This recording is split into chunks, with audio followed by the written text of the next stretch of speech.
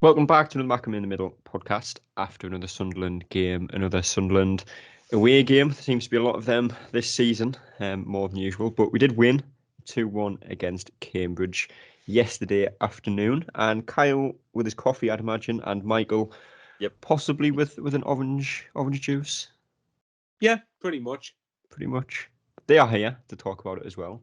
And I suppose, Kyle, we said before the game, it was about getting 3 points, seeing some sort of improvement in the performance. And as a whole, obviously we'll go into a little bit here and there, but as a whole, I think that's probably a fair way of assessing it. Yeah, and I think it answered a lot of our questions that we talked about in the Twitter Spaces, which I really enjoy those, by the way. I think it answered a lot of our questions, right? Like, will the team kind of get up for Johnson, right? Will they really get up for the team, right? And play hard? And I don't think you can point out one player who played yesterday and say they didn't give it their all, because with the conditions and with the opposition, I mean, Cambridge is a tough team coming off two wins in a row, and they were playing hard. And yeah, I looked at every one of those players and was like, I can't dig them out for anything as far as, I mean, sure, maybe some technical things, but as far as like the effort they gave, that's what we wanted to see. They're obviously bought in. They're bought into Johnson. They're bought into the club and the goal, right, which is obviously promotion. And I think yesterday went a long way to prove that. Yeah. And with games like this, Michael, if you're a Sunderland fan that's been following the club for more than, say, 3 years, which I imagine most people nowadays are, you look at a game like this and think there's not a hope in hell Sunderland are going to lose to Cambridge United. But as we've seen so many times this season and in the last few seasons, games like that are a lot closer than you'd possibly expect them to be. Well, yes. And if you look at Cambridge, I think Cambridge's results against some of the teams near the top, I know they lost to Rotherham and MK Dons, but I think off the top of my head, I think they beat Portsmouth earlier in the season. And they also they got a point against Ipswich at home. They battled to the last minute there. Should have beaten Wigan in midweek because they were obviously 2-0 up with 5 minutes to go. Make no mistake, I still went into the Cambridge game thinking Sunderland win has to be the aim, because otherwise for me that isn't good enough. Yeah. But I didn't expect to go there and completely roll them over, because we're always at the stage where we're at the stage where we're still People's Cup final. And if you look at the teams that have got promoted, only Bolton, I think you could say, have played us in the league before. I know Morecambe, I think, played us in the AFL Trophy a few seasons ago, but Cambridge and Cheltenham, I can't remember playing either of them for at least for a very long time, if ever, before this season. And I think that yesterday, I think, was just a big one. It was big just to get a victory. And as Kyle touched upon before, it's the fact that would the players be responding to what Johnson was wanting to do with them? What sort of response would we be getting from midweek? Because we obviously discussed it on the pod earlier in the week how Shrewsbury was an embarrassing result in the circumstances, but they responded. We had, and we'll get onto the performance later, I'm sure, but we had to manage some really terrible conditions as well.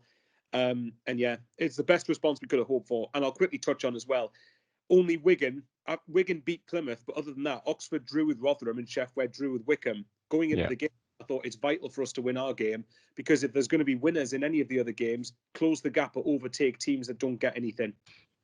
Yeah. And Kyle, we'll probably touch on it now a little bit, as opposed to kind of any later on. But the main talking point over the last month, really, has of course been Johnson. Does he stay? Does he go? Do we bring someone else in? Do we ride the wave and hope he turns it around? Whatever your opinion is on it, ultimately, I think it's fair to say this win doesn't change anything. The performance yesterday doesn't change anything yet.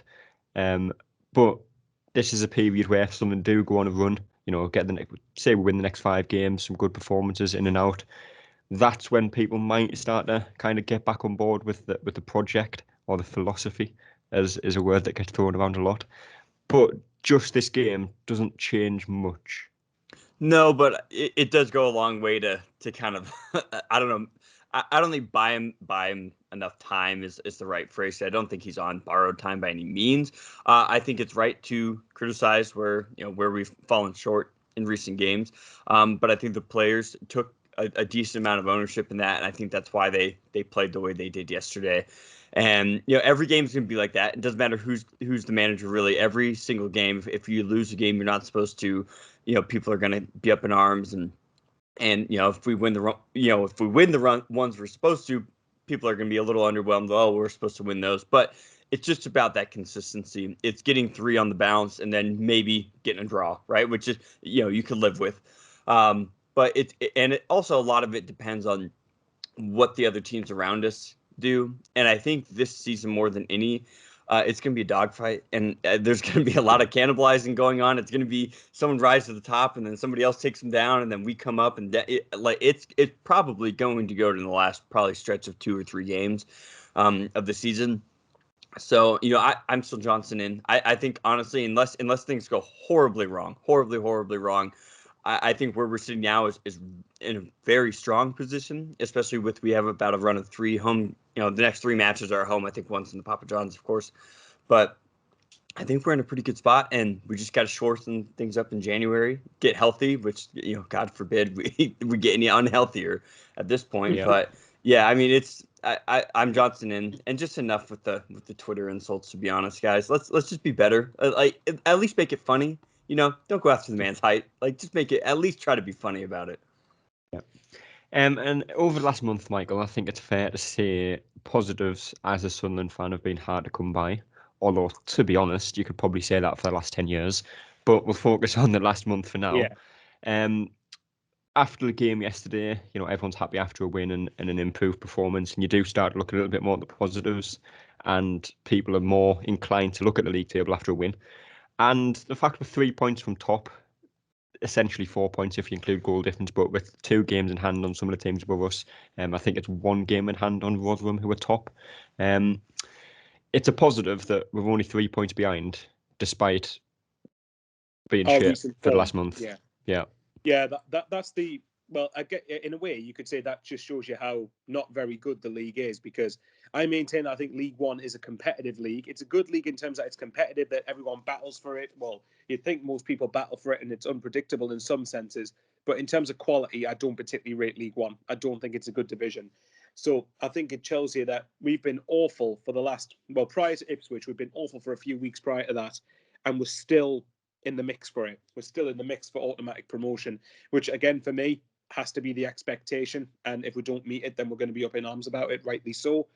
But I mean, you look at the games in hand thing. Next week is one of them, because we play Oxford at home, when I think it's us, and I think the other game is Accrington and Fleetwood or something daft like that, because everybody else is in the FA Cup. Obviously, both us and Oxford are out of it, so you might as well try and occupy that day with a fixture in League One to save some congestion later on in the season. But I mean, 3 points. This is the thing, though. Can we get over this games in hand thing? Because more times than not, as we all know, we tend not to win them, which is a little bit annoying. And I'm not saying for 1 second Oxford's going to be any pushovers, because there won't be. We'll touch on that later, I'm sure. But Oxford aren't going to be an easy team to play against. But at home, you'd be disappointed. You'd hope for at least to get 3 points. But at the end of the day, yesterday, like I said, was just vital, because teams around us were playing each other. Win, and you close the gap to some of the teams. And as it turns out, again, apart from Wigan winning late on, every result pretty much went the best way that we could have hoped for. And like Kyle said, I think when we get games in hand, or whenever we come up against teams we should be, make sure you win them. Just make sure you win them. Then you put less pressure on the games against sides around you. Yeah. Well, looking at the team that started the game, Kyle, obviously Corey Evans, God forbid, picked up a surprising injury. You sound devastated there, mind. I absolutely was. But obviously he picked up an injury. He dropped out of the squad and meant we had 6 subs, which I found strange, because I'm sure we always used to take an extra 2 or 3 players just to make up the squad, but apparently not. So Gooch came into the starting 11, and he is a player that we love to criticise, and rightfully so, because this season he has not been very good at football. But since he's played as a right back or a wing back, depending on how you want to look at it, he looks more of a threat going forward, which is strange considering he's an attacker. Oh, absolutely. And I think he has, outside of maybe like just general size, which he's not the biggest lad, of course, but he has all the attributes you want in a wing back or in a right back, wherever it may land. I mean, he's physical, he's tenacious. I mean, he cut out a few really good passes. And the thing that he does, if he is able to intercept one of those passes, he's immediately going upfield with attacking intent, because that's what he's done his whole career, right? So I really hope it's like the same thing every season, just with a different player. Same thing with the Luke 09 thing. And we seem to do this with every single Right. player we get, though. We seem to play them in their normal position. They are not very good.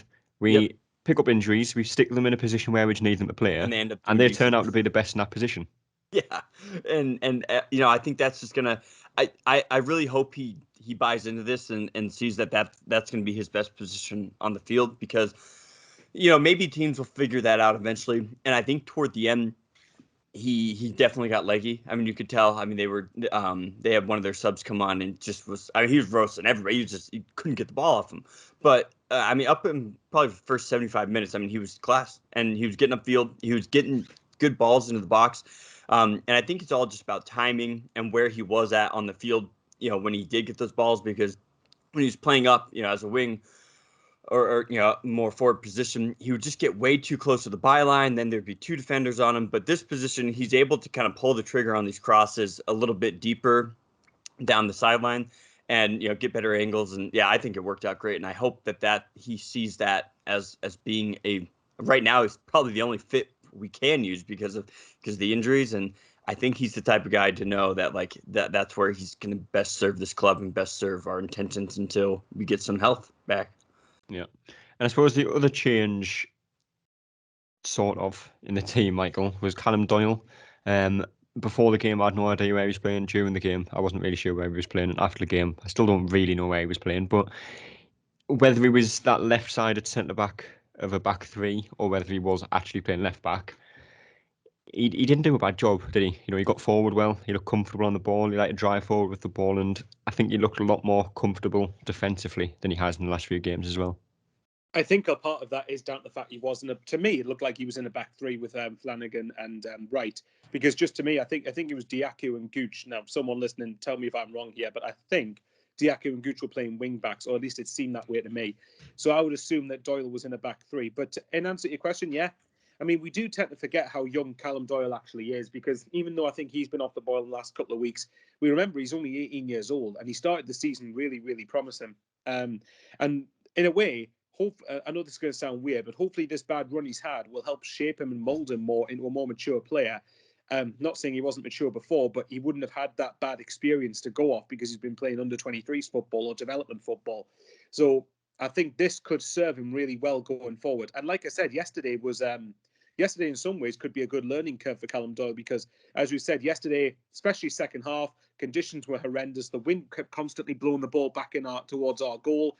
Yeah. And him, along with the others, managed to stand up to the task. So, in a way, these type of games could help shape him for his career. Yeah.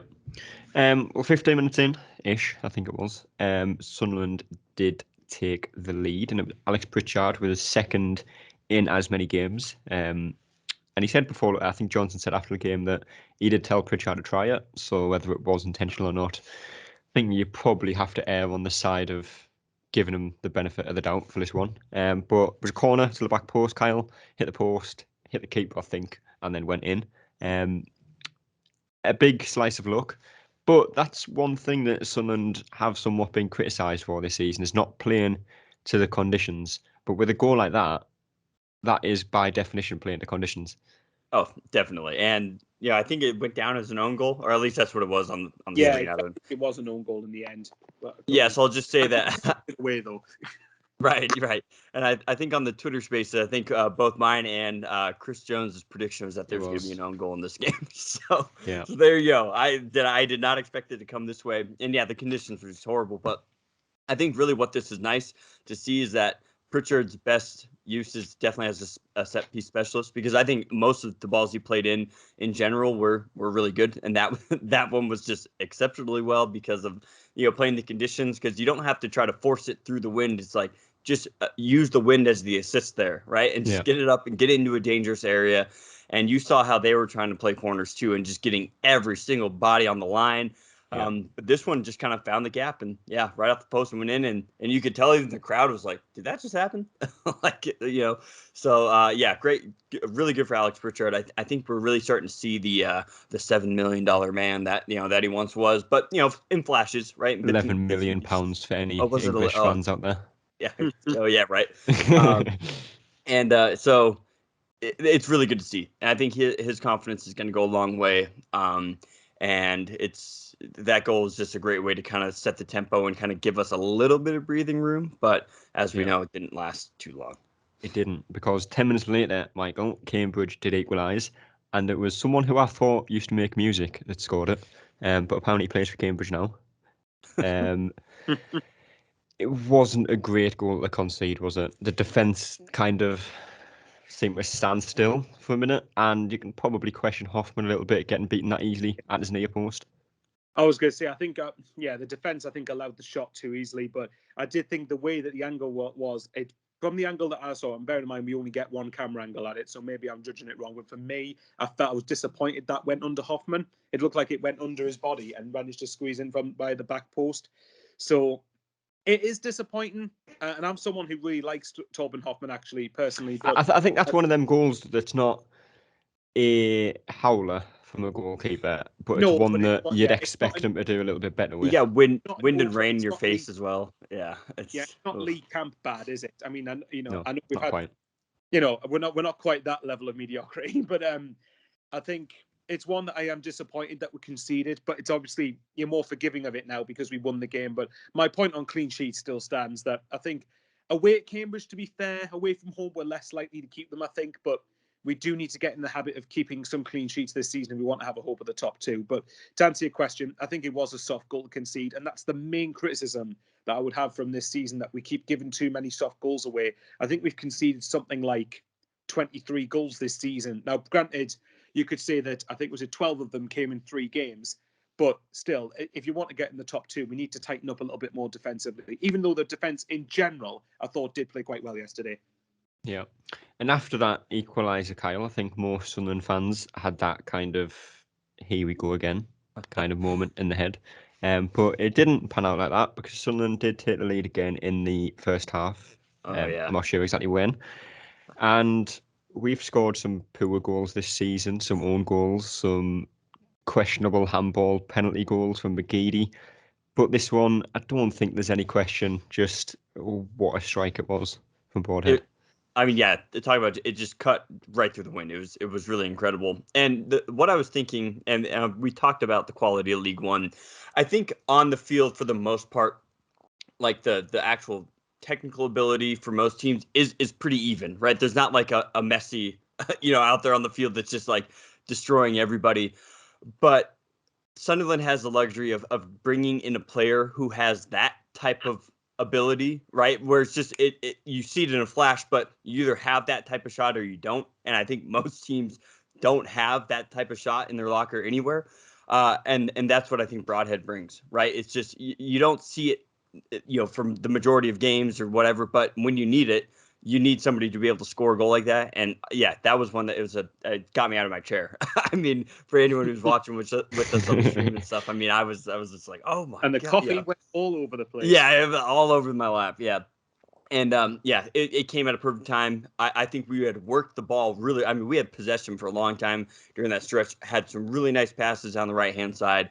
And Winchester made a great run that took the defender off just by 2 or 3 steps. Broadhead read that, turned, saw that he had the look, and just took it with his left foot. So is he left-footed? Have we determined that? Is he left-footed? He is right-footed, I believe. Wouldn't that be nice to just be able to pull that out with your left foot? And I mean, it was awesome. I'm waiting to see if anyone in the stands has their own kind of footage of that goal from behind the goal angle, because I mean, it just didn't move. I mean, it was just like a riser, just perfectly like nestled in the top left corner. It was awesome. What a goal. I think it's one of them goals as well, Michael. It's more satisfying to see than any other goal when the ball rises as opposed to drops. I think it's the fact as well. Yeah, when it rises, it's like literally going at an angle, isn't it? He couldn't have hit that more accurately if he could have done. Bearing in mind, he struck it from outside the area as well. He struck it from outside the penalty box, and obviously it just rises and just swerves right into the top corner. So and obviously at that point, it was an important goal to get us back in front. So, what a better way to score a match winner. And actually, quickly on Nathan Broadhead, I think that more times I've seen him than not, I think he's looked really impressive, and I think him and Stewart, if we can facilitate him and Ross Stewart together and get some form behind them, that could be a lethal front two for this division. Yeah. And just last thing on the goal, Kyle, it's one thing that I think kind of went unnoticed a little bit, but when Broadhead got the ball, to his right, you've got Winchester, who ran in behind, and sort of took I think it was the midfielder or the defender, whoever it was, away from Broadhead to make the space for him to have the shot. And like I say, I think that's went unnoticed a little bit, but it's little off the ball things like that just Sunderland haven't been doing for so long now that make a big difference in the game. And I mean, if you want to admit it's probably Johnson, right? I mean, Johnson has to be saying like, or at least instilling that idea. I'm sure to an extent that's just kind of football IQ, right? It's just knowing where to be, knowing how to create space. And I think we even saw that too with Alex Pritchard. We've seen somewhere where he's making one-time passes to spaces where we should be and we're just not. And we saw that once or twice yesterday.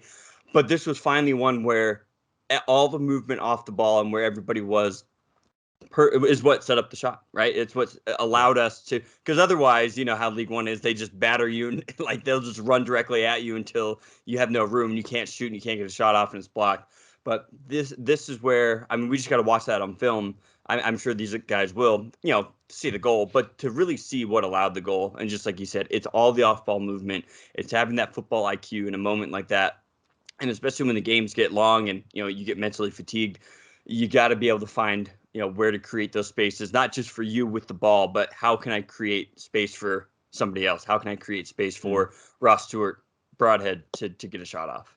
Yeah. But as well, just add to that, the thing that comes from that is the fact that we pressed Cambridge much better in the first half yesterday, in my opinion.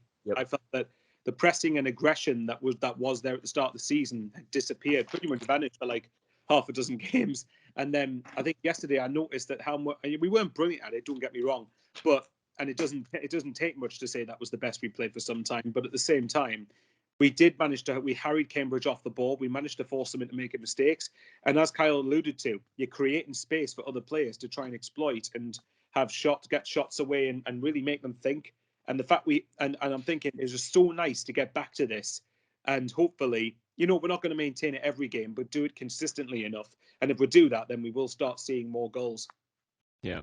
Well, it was 2-1 to Sunderland at half-time, and the wind was against us in the second half, and I think it probably got stronger as well as the game went on. But ultimately, it was kind of just backs to the wall for Sunderland in the second half. A lot of defending. I think Ross Stewart was kind of a fourth centre-half for a good 75% of that second half, but we defended it well. I think we probably had a couple of chances as well at the other end on the counter that we didn't really take. I know Broadhead had one when he was through on goal and he's just put it wide of the far post, but it ultimately finished 2-1. There wasn't too much happened in the second half, Kyle. But we always talk about the C word. A game like that has to improve that in the squad. Bruce Moran. Yes. It definitely does, because I'm sure that was the game plan, right? It's just like, listen, guys, we're not going to play a beautiful second half of football here just because the elements aren't going to allow it. This is what we need to do. This is how we're going to do it. And when they go out there and execute that, it gives everybody a lift, and you could just see it too, like the emotion and the passion. And I think because there was only one sub, right? It was only Pritchard off for Will Harris, and I think Will Harris actually played his role really well. I think there's a player there that we're going to be really, really pleased with. But overall, just, man, they just putting bodies on the line, putting their head on the line, battling through the elements. I think Ross Stewart had a nice ball through on goal, and he just kind of stumbled. It's but so we were still creating opportunities, but I think we're just going to be more happy with just seeing that out, because we saw it clock ticking, and we're just like, man, okay, when's Cambridge going to get like the weird corner? Because they had how many corners? They had like 15, 16 corners. Yeah. I know. And I think they had like 4 or 5 in one goal at one point. Yeah, I think according to Google, it's 12. They had 12 corners to our 6, and yeah, we defended all of them. And I think that's been kind of our weak spot in previous games or previous seasons. And we defended really well, and I think everybody played their part and put their bodies on the line and really saw this one out for, I think this will be one, honestly, if the season goes as we expect and we go up and end up going on a really good run of form from here on out, and I'm not saying win every game, but get us into promotion level form toward the end of the season, we could look back and point this one and be like, oh, remember that Cambridge game in the rain, in the wind and the rain, and we saw it out for 2-1, and that kind of spurred us on. God, I just hope that this is the case, but I could easily see this, being that game that we point to and say this was somewhat of a turning point. This could be they could be the players learning from the Portsmouth game as well, because remember that game didn't manage the conditions, and Cambridge on paper aren't as good as Portsmouth, but you still have to manage it. And like Josh said earlier, the wind was against us second half. Half the time when Hoffman tried to get a goal kick, it kept blowing pretty much back towards the middle of our half or towards our goal. I'm thinking, goodness me, how strong is this wind going to be? And every time we had a body put on the line, we defended it, we got it clear. And every time Hoffman was called upon second half, to be fair, when we made some pretty big saves. So hopefully, although you didn't like to get thrashed off Portsmouth, that could do us the world of good going into the later on in the season when we have to play games in conditions like that. Yeah. Yep. We'll go on to player ratings around about now. And Michael, I'll start with you with Hoffman, 6 out of 10. Like I say, probably could have done a little bit more with the goal. It's not necessarily a mistake, but one that you, like I say, would hope he would do better. He made some saves in the second half, had little else to do in the first, so just a 6 out of 10. I think for me, his rating probably would be a 7 if it weren't for the goal. But I mean, I think he himself would probably be disappointed to have conceded that. So, yeah, I would say 6 is about right, given that he was a bit at fault for the goal, but he also did save us. He probably did earn us the extra 2 points in the second half. Yeah, Kyle? Yeah, and he was in good position for a few other ones. I mean, they were kind of kicked right to him, but you got to be there still, right? Especially with how the wind is. And I think he managed it well. He did just enough time wasting as well to kind of, to just kind of see it out and frustrate them a little bit. But yeah, to defend that many corners and to have your defense organized for that many set plays and stuff shows that he's learning. I think his only thing, I think he just needs to be a little bit more vocal, and maybe he is, and it's just not picking it up on the streams. But 6 out of 10 definitely. It's tough conditions, and I don't think he'll allow another goal like that anytime soon. I think he'll really look to kind of iron that out. Hopefully not, but we'll see. Gooch, 3 biggest critics of him, probably, at the moment. 7 out of 10 for me. Kyle first. Like I say, looked more of a threat going forward. He's got that pace to play that kind of fullback / wing back role, and don't think he did much wrong in the game in general, to be honest. So 7. Yeah, and I think we're probably going to see a lot of 6s and 7s, to be honest, because like I mentioned kind of in the beginning of the pod, I mean, everybody really played hard. And I think Gooch was one of the ones who played the hardest. He really knew he wasn't supposed to start this game. He might have not even seen the field, but due to some injury, luck, if you want to put it that way, he found his way on there, and he sees that opportunity and said, if I'm going to be playing here, I'm going to play my heart out, and he did. So yeah, I'll give him a 7. Yeah, and Michael. Same hat trick of 7s. I think Gooch as well. Gooch got an assist to it because I looked at the goal back broadheads and he got the assist. He did, but I think it's fair to say that's one of them assists where. Well, yeah, obviously I know it's going to be overshadowed by the fact that Broadhead had to make that himself, but the stats still say he got the assist, so I'm giving him that. He did. And this is from someone who's been one of Gooch's biggest critics. But I think as well, like I said, Gooch's best performances for me have come when he's been a right back or a right wing back. So I think it was Kyle who said it earlier, where maybe he just has to familiarize himself with that position, because actually when you're a right back, there's a less chance you're going to be marked out the game. And I think when you're a winger, and going forward, people are going to think, right, put him onto his wrong foot, and his decision-making, to be frank, isn't very good. So therefore, there's not going to be as much danger. Whereas at right back, at least for a little bit, you're going to get away with it. But yeah, as for yesterday, didn't do much wrong, as you said, so 7. Yeah. And back to you again, Michael. Fairly right, 7 for me.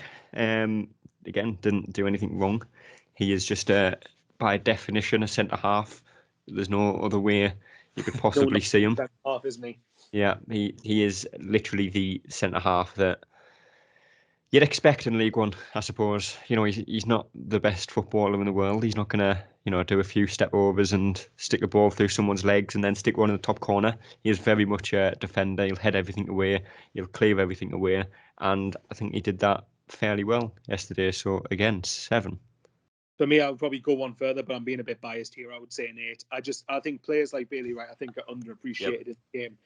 I think it's the fact that I think last week against Ipswich, I've said I thought he was man of the match last week. And I don't know whether I'll give him, well, I don't know. I might contradict myself later. I think Bailey Wright is certainly one of the contenders for man of the match. I just think the leadership qualities that he shows, I think the fact that he guides everyone through the game, I think it's really underestimated how important that is. But I can see what you mean. There wasn't as much for him to do. Certainly first half. I think second half he had to command the back line quite well because Cambridge did put us under significant pressure, even if they didn't make the most of their chances. So personally, I'd go with 8, but maybe I'm just the president of the Bailey Wright fan club. I don't know. Yeah. I was right there with you. I was tempted to give an 8 as well because these types of conditions, you're either going to kind of rise to the moment and kind of relish that. And he even said it in the post game interview. Being from Australia, I don't think he gets quite as dire weather as that was, but he said he said growing up, like this is what you live for. It's just like the wind and the rain, and you gut one out and you battle it out. And yeah, I think not sure who lives for this weather. Like it's not been the best thing, has it? No, I mean, I prefer to have warmer weather, mind, I must admit. But yeah. I see what you mean. But the there's conservatory kind of didn't go down well. Right. Yeah. Right. But Bailey, he's stronger than a conservatory, right? I mean that's what he didn't falter in the wind or the rain. So it's and I think you need that. I think you need that, especially with someone like Doyle, who's kind of flanky on the other side. Someone who's young, who's probably only played in decently favorable conditions for most of his life, or didn't expect him to, be out here in the mud and the rain. And yeah, I think he just exemplifies that toughness that you need. And him and Flanagan, I think, as a partnership, I mean, you have tons of experience, tons of international experience, and you need that in a game like this. So yeah, I'll give him an 8. I'll give him an 8 because I really enjoyed the way he played and what he kind of represents for our team. Welcome to the club, Kyle. There it is. I'm not sure whether that was a compliment for Bailey Wright or a cheap dig at the quality of the conservatory. Yeah, right. We'll say both. We'll go with both. Tom Flanagan, Kyle, again, 7 out of 10. Probably going to get sick of saying 7 by the end of this, but here we go again. Just did his job, ultimately. Yep. Yeah, and he commands that back line. He's kind of that voice if Hoffman kind of hasn't found his yet. I mean, he had everybody organized. He had the midfielders organized. Always played nice outlet. I honestly, I can't remember a single ball that he played from his feet, to be honest. But hey, that he had a ton of headers. He marked a few of their players right out of the game, and we've mentioned it before. Sometimes you don't want to notice your center back, and I think that was kind of an example of it. He played very well. He kept everybody in line. Made some good last ditch tackles, and saw the game out for us as well. So 7. Yeah, Michael. Yet another 7. I don't know if we're going to get sick of saying 7 or the C word, whichever one we're going to get sick of saying first. For Flanagan, I think you guys have covered it. He helped command the back line. He helped be part of a back line that, again, in the second half had to be very well organised. So I can't add much more than that. Yeah. Callum Doyle, again, still have no idea where he was playing. But wherever he was playing, I think he did a very good job, like he usually does. Got forward with the ball well, looked comfortable on it, and defended well, nice and physical. And again, 7. Michael.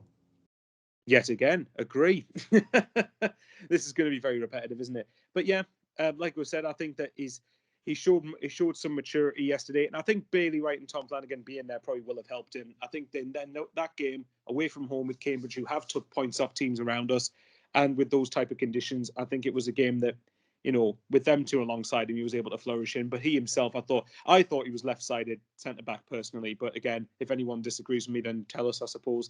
But yeah, I'd say 7. Didn't out wrong for me. Yeah, Kyle. Yep, and I think wherever Doyle ends up in his illustrious career, where I'm sure it's going to be the holding Champions the Champions League League trophy and all. Yeah, right. I'm sure there'll be a part of him that will always look back at League One and remember a game like this, and just in the driving rain and the wind. I think everyone remembers an away game to Cambridge on a cold Saturday afternoon, don't they? Right. So, and so I think that's why Man City and other teams will look to Sunderland as long as we're continuing this journey, as a good spot for development. You have the fans, you have everything you need, and you're playing games like this, in less than favorable conditions. And I think I noticed him getting the ball forward, and ever since somebody said we should look to play him in midfield, now every time he dribbles the ball, I'm like, damn, that would be fun to see him in the midfield. What a problem he would be for other teams. We'll try that when we're already automatically promoted, and it doesn't matter. I love it. Yep. So yeah, I'm just right in line with you guys. It's a 7. So yeah. Michael, did I give you? You already came to me first. I came to you. But yeah, I'll say it's all these 7s I've forgot. Well, I've been where I've been. We'll move on to a different player now. That's probably the best idea. Darku. we'll stick away from a 7 for Diaku because I don't think he was deserving of a 7 yesterday, and we'll get into why. But I went with 5. Kyle just didn't really do anything in the game, to be honest. There was a few times he ran the ball out of play. He did a couple of step overs here and there, and then lost control of the ball. There was a couple of decent crosses into the box where we just seemed to have no one in the vicinity of Cambridge. But other than that, didn't really set the world alight, did he? Yeah, and I think what he's going to learn is he's so used to playing a very specific way, and it's very technical, a lot of step overs, dribbles, things like that. But there comes a time when the conditions just aren't going to allow that, and I think that's what he's going to learn. He's going to have to kind of figure out a plan B, which is probably just a lot more direct. So I don't fault him for just for trying. He definitely was out there, and I think he had some good plays around the box, but nothing that really connected. I think in a game with more favorable conditions, he probably could have contributed to an assist or maybe a couple shots. I'll go with the 6 just because I don't think he did anything to a detriment to negatively affect us, but maybe I just missed it and I have my blinders on. So, yeah, Michael. The 2 ratings you've said, I'm debating in between. I'd probably go. Okay, I'll probably go with a 6. I'll be a bit generous, but I do think that, in a general sense, with Diaku, I want to see a bit more from him. I think yesterday, sometimes to me, he looks like he's trying to out Lyndon Gooch in terms of decision making, because I think that he sometimes made the more questionable ones. Even though I think Lyndon Gooch obviously was better than Diaku yesterday, but there was times, as you said, he ran it out of play. When he ran it down the channels, more times than not didn't really put a decent ball in. So, but again, it might be that the conditions just didn't allow for it. So that's why I'll be generous and say 6. But I would like to see more from him. Yeah. Michael, Winchester midfield this time. I think he was only in midfield because of the injury to Corey Evans in the warm-up, which comes as absolutely no surprise. But we've mentioned the run that he made for the goal, that while he didn't directly impact the play, he definitely had a part to play in it. Comfortable on the ball, put some big tackles in. And I think the best thing about his performance and what he contributed yesterday was his Lee Cattermole style tucked in shirt. Yes, I heard about that. For my own rating, I probably would say a good solid steady 7. I think that Winchester, I thought, actually helped command the midfield. Actually, Dom dictate. Actually, no, I'll tell you what, I'm going to rise and go with an 8. I think Winchester helped really dictate a lot of the midfield, and in ways that I think Corey Evans just hasn't done recently. And actually, screw it. I'm going to contradict everything I've said. I'll just give him an 8 just because he's trying to impersonate Lee Cattermole, and that's fine by me, by whatever means. That's worth a +2 anyway, isn't it? Exactly. Always is. Absolutely. Kyle? Yeah, I could probably be as generous. I think a 7, but very easily could have been an 8. But yeah, I love that. Yeah, we've always kind of looked for that toughness in the midfield. I think there's nothing more than a fan base loves than somebody in the midfield who's willing just to put in a pretty rash tackle every now and then, and because it sets the tone. Absolutely sets the tone. And I think him and Dan Neal, where it's the more kind of the beautiful side of the game, whereas Winchester's more the I'm just out here, I'm going to use every bit of ability I have and make it work. And you just love to see it. So I'll go with the 7, but I don't fault Michael at all for giving an 8 because it was very Lee Cattermole-esque. Was Dan Neal, we'll move on to then. Kyle, 6. I went for, I think. But judging the fact that you give Diaku a 6, probably a 7. Because I think it was better than Diaku. Yeah. But wasn't great. Right, and that's where I kind of put myself in he did his job, but we again, with Dan Neal, we know he can do more. We know he can, find that kind of final third pass more often than he did yesterday and create a little bit more than he did. But he didn't have a bad game and did nothing wrong, ultimately. Yeah, in that basis, I'll have to give him a 7 because of what I gave Diaku. But yeah, and I think what he does, he just utilizes space so well. And when he gets an entry pass, he doesn't immediately just stop the ball. He lets it roll a little bit, which it can get you in trouble. But he always seems to keep it at his feet, which is incredible. And I think he definitely gave Cambridge something to think about, which allows everybody else to move about the pitch a little bit more free. And I just still don't think we're utilizing him enough in attacking positions. And I think it's down to formation, and he doesn't want to get caught too far out. But I just want more Daniel in my life. So just give him the ball and let him do something really cool.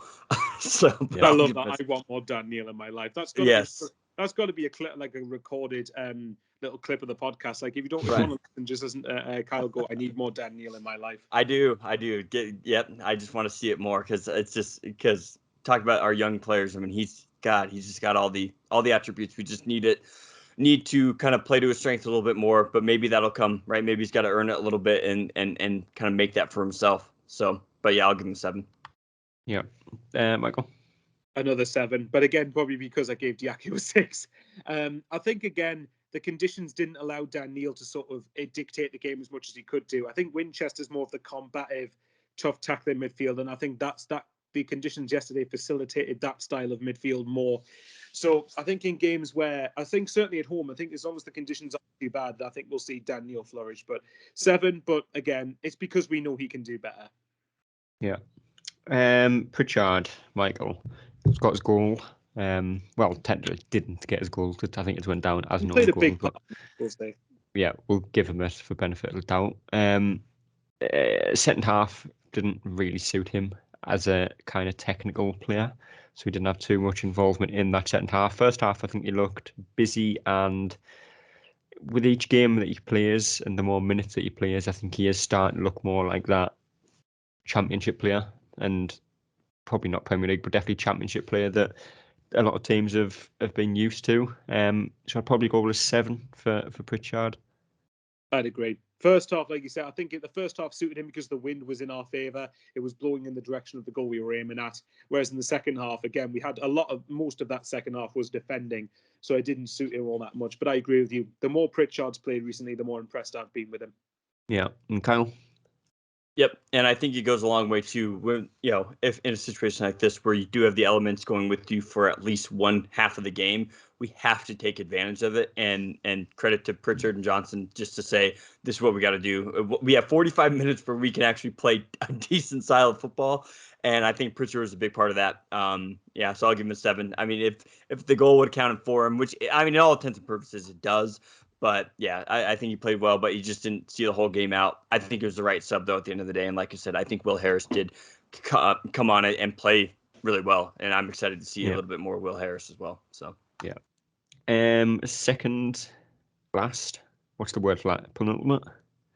Yeah, penultimate. Penultimate. Yep. We'll go. That's a big word to use in these podcasts, but we'll stick with it. The penultimate player of these ratings. Too big a word.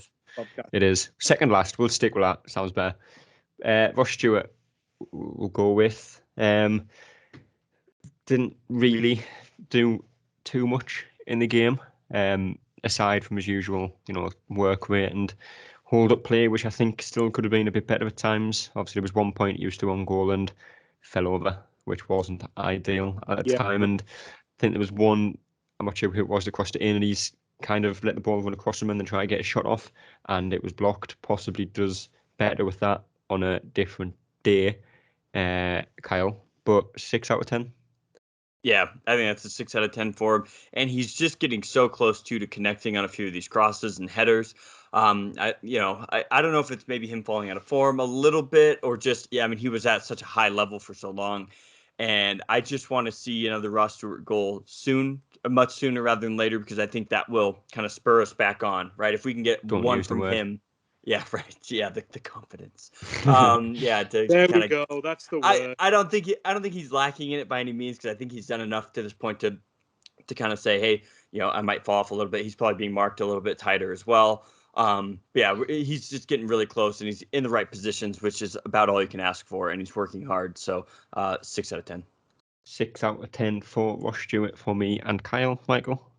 And 6 out of 10 for me as well. I think it's one of his, well, I wouldn't say worst games. I think it's one of his most ineffective games for Sunderland. But again, it's all down to the fact that we couldn't really play the way we wanted to. And whenever we can play that quick, slick style passing football, that's when Ross Stewart tends to be most effective for us. But again, it didn't. The second half especially didn't facilitate that. So what he could do was quite limited, even though he did have the chances you mentioned. But I can't remember the last time Ross Stewart scored a goal. Actually, it probably was a Crew, I would imagine. So yeah, let's see if he can get one next week against Oxford. Yeah. The final player, the last player. I'm not sure what a nice long word for that is. Do any of you know? What, for Got final player? Yeah, you got penultimate for second last. Must be a big word for last Just player. ultimate? Would it be just be ultimate player? Ultimate player. Well, Ultimate. we'll stick with that because I think it's very fitting to call Nathan Broadhead the ultimate player because I think he is. And his goal was definitely one of the best we've seen so far this season, if not the best, on his weaker foot as well. And like Michael said, he has the games that he's played, it's only been a handful with injury, but I think he's impressed in most. I don't think he had a great game against Shrewsbury, but I don't think he had a bad game. Cheltenham was excellent, and I think, again, yesterday was very good.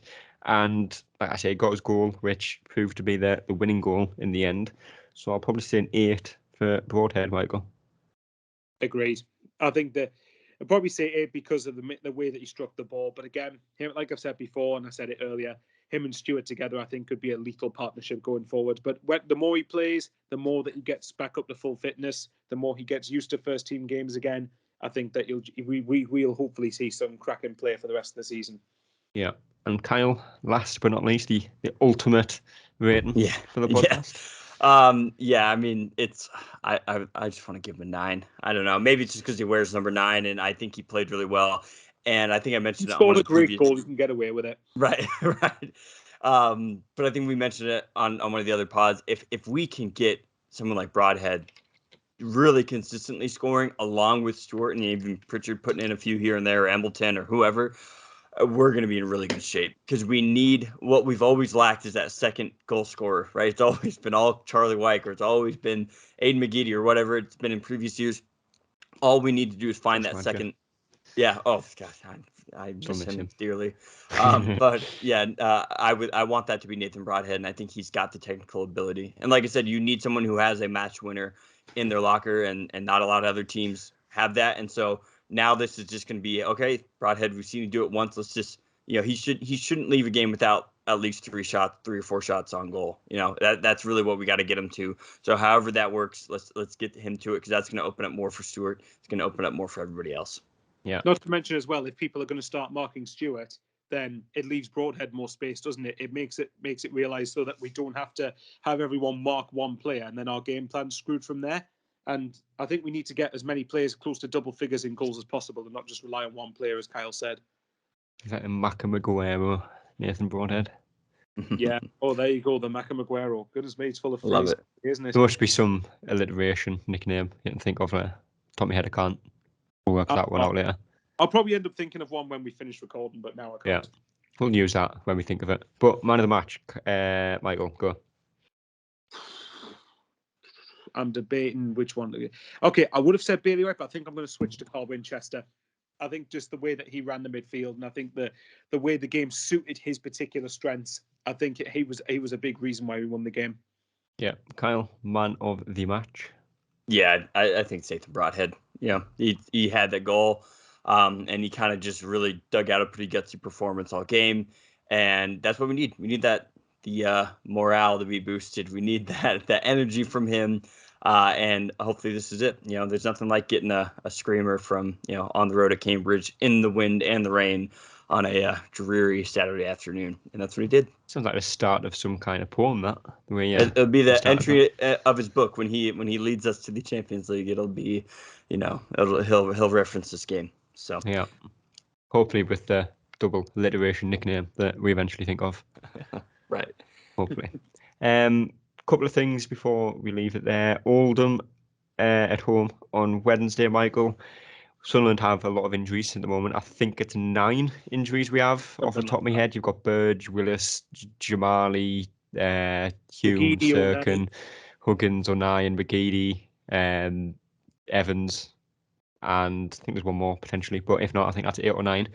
So a lot of injuries, a lot of people playing, Saturday, Tuesday, and of course Wednesday. But at the same time, when you might be tempted to rest them players, give Harris, maybe like a Kimpioka, Taylor, give them a go in the first team in games like this, then the C word comes back into play. Confidence for those who haven't been in on that one. But how do you go into this game on Wednesday? Do you want to win with your strongest team and kind of continue this technically unbeaten run for 3 games as it is and make it 4, or do you rest your best players and make sure they're fit for the next few games? Obviously, big games coming up: Ipswich away, Plymouth at home. How do you approach it?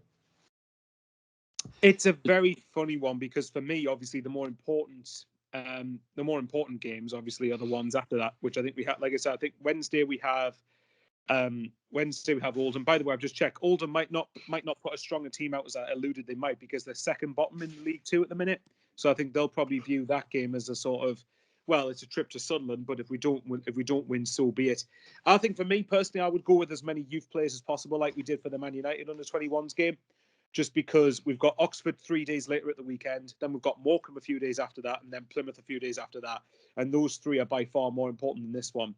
And who knows, if these young players are given the confidence boost, there's the word again, if they're given the boost to start the game, and especially being at home as well, there's still no reason why we can't go out there and win. Again, Oldham's morale, I can't imagine, would be too high. And even if they're a bunch of young players, what have they got to lose? They've got nothing to lose. And if we do get knocked out, I don't think people will be as up in arms about it because it's a youth side. So I think Johnson will go at least 75% of it being youth players, just because of how many games we've got. We've got 3 games within the following 10 days. Yeah. Yep. We will see about that. We'll leave it there. I Yeah. suppose last thing I will say is, if anyone does come up with a good nickname for Broadhead along the lines of something Aguero, do tweet us it. Of course, Can I at just say one more thing before SpeakSFC. finishing? Hopefully Charlie White gets better soon. Yeah. Just to mention, Yes. I don't know if we mentioned that before, but yeah, it's not nice to see, but it seems that he's stable enough in recovering, so that's the main thing. Yeah. And that is probably my dog getting here in the background telling me it is time to go. So appreciate you both. In the background as well, so it's fine. It is time then. Appreciate you both coming on again and talking about a win this time. It's been better than usual. We're back again on Sunday to talk about the Oxford game, which is hopefully going to be the 5th unbeaten game in a row, as long as Oldham goes to plan. Well, we'll see. Hopefully 4th league game unbeaten. Yeah, absolutely. Hopefully a win. Hopefully so. Hopefully 3 wins from 4. For a change. It would be nice. It would certainly be nice. But we will see. We're back on Sunday with a reaction podcast talking about that. But until then, we will see you later. That's all, folks.